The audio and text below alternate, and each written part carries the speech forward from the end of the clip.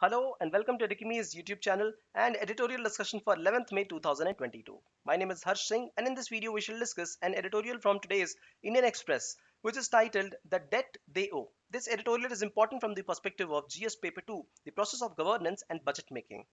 The editorial primarily speaks of the off-budget borrowings by the state government and how the central government is trying to curb the same. If you like this initiative, shower some love through likes, comments and shares. Let's discuss. The editorial begins by saying that maintaining fiscal discipline is a very important aspect of governance. In the government of India, the Finance Commission is instituted once in every 5 years, which tells what should be the target of how much deficit can be maintained by the government. For example, one government cannot be taking in a lot of loans if it is not able to generate revenues at all. So there has to be some level of fiscal discipline and fiscal prudence adopted. Now, this Finance Commission gives targets for the central government and the states government also. So, for example, the target given for the central government was to maintain a maximum fiscal deficit of 6.9% in the last year and 6.4% in this current 2022 and 23.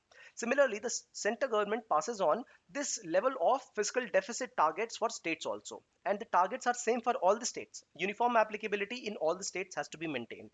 Now, the states should not be able to take loan more than the requisite amount. So this is how the central government passes on these targets. For example, for this present year, 2022-23, the states cannot take a loan of more than 3.5% of the gross developed domestic product of that particular state. Now, 3.5% of GSDP, that amounts to total 8.5 lakh crore rupees. This is the net amount maximum loan that all the states can take through state development loans. So this is the ceiling for all the states included.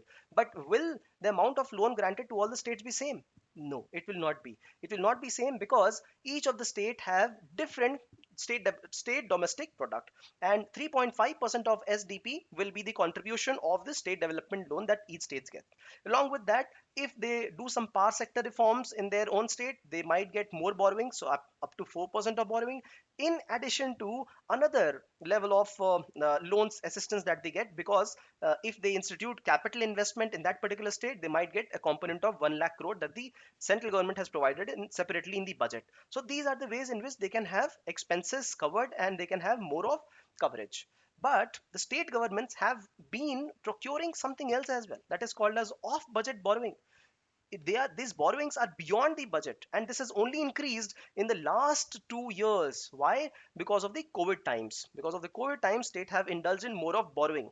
Now this borrowing, the issues with this are is that they are beyond the oversight of the central government. The central government doesn't even know that this kind of borrowing is happening by the state government, and there's no data available about these kind of borrowings. In fact, they are also circumventing the Fiscal Responsibility and Budgetary Management Act. That means the fiscal discipline, the targets to be maintained, this complete loan is out of that purview. So this is not the constitutional mandate. This is going beyond. And who has borrowed this amount? The state government itself borrows. State government has autonomous organizations, its entities, or special purpose vehicles, SPVs.